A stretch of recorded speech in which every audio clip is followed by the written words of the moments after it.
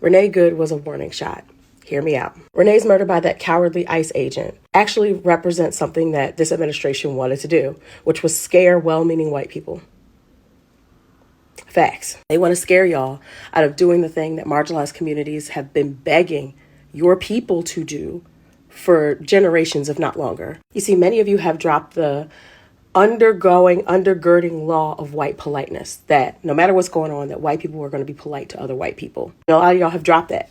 A lot of y'all said that enough of this. Y'all made Thanksgiving real uncomfortable. Y'all made Christmas unbearable and intolerable. Y'all made New Year's a feat by telling people exactly how you feel about things, and how their votes or the way that they moved really messed stuff up for everybody. Y'all have been out here advocating and being allies and trying to figure it out in a more genuine way than a lot of y'all did in 2020. Like, let's just keep it a buck. This administration don't like that.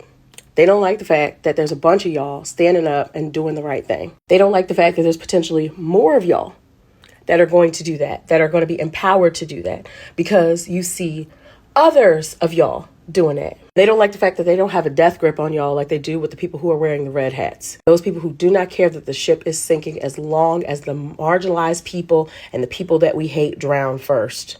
No, they want y'all scared. They want y'all incapacitated. They want y'all fearful. And that's what Renee Good represents. No, I'm not saying that she was a hit. I'm not saying this was planned or calculated. What I am saying, though, is that they were trying to figure out a way to scare y'all. They were trying to figure out a way to show y'all, yeah, y'all could get treated just like these marginalized folks, just like these people with darker skin than you. And instead of looking at their paperwork or even questioning their humanity, we toss them in the back of a truck and take them to a center and terrorize them. You get the benefit of the doubt because you're light skin.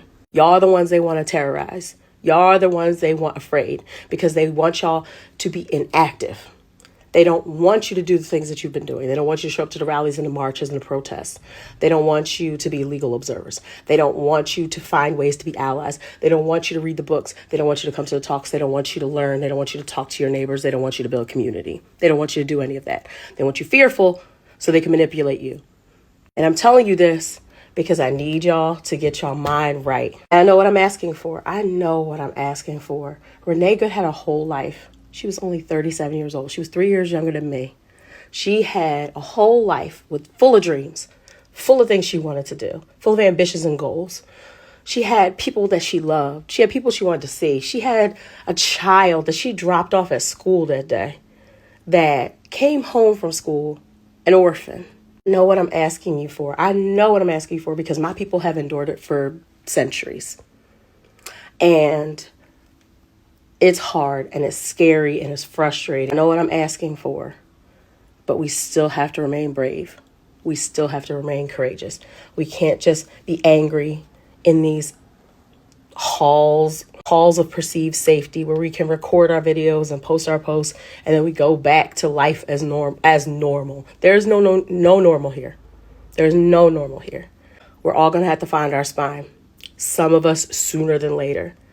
I am asking you to do the right thing, to keep fighting, to keep showing up, to keep marching, to keep showing up to these abductions.